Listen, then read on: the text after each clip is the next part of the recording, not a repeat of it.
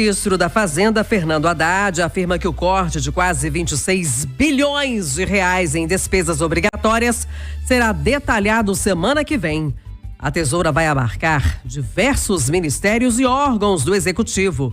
A ideia é apresentar as medidas na mesma semana em que o Ministério do Planejamento deve enviar ao Congresso a proposta de orçamento para 2025.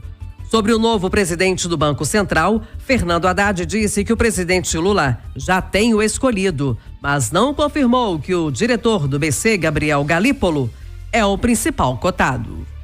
O ministro da Fazenda, Fernando Haddad, revelou que o presidente Luiz Inácio Lula da Silva já deve ter em mente o nome que será indicado pelo governo federal para comandar o Banco Central pelos próximos 4 anos.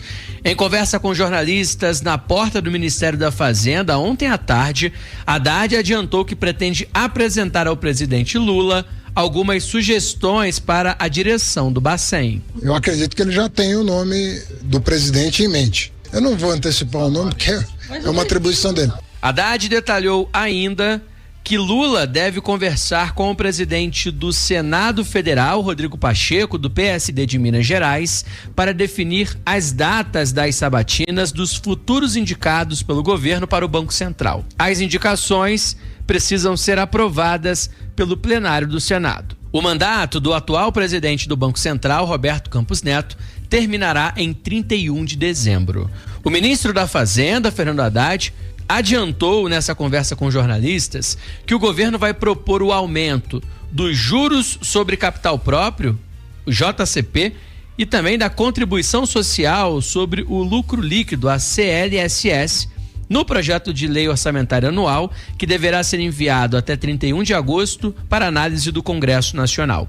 O reajuste, segundo Haddad, seria uma forma de compensação aos cofres federais com a desoneração da folha de pagamentos, caso as medidas aprovadas pelo Senado para cobrir o rombo com a renúncia fiscal não sejam suficientes. Nós vamos encaminhar só as medidas que eventualmente tenham que ser aprovadas até o final do ano, caso as projeções do Senado não se confirmem. Nós discutimos JCP e CSLL, que são as medidas que nós consideramos as mais adequadas, caso a gradualidade da reoneração seja mantida e caso a receita estimada pelo Senado não se realize. Haddad adiantou que o projeto, com sugestões de mudanças no imposto de renda, será encaminhado para análise do Congresso Nacional em até 60 dias. Concluída a votação do imposto sobre consumo, da reforma do consumo, nós vamos proceder o encaminhamento das discussões sobre a renda. É muito provável que ela chegue ao Congresso esse ano, eu diria que seguramente nos próximos 60 dias. Fernando Haddad afirmou ainda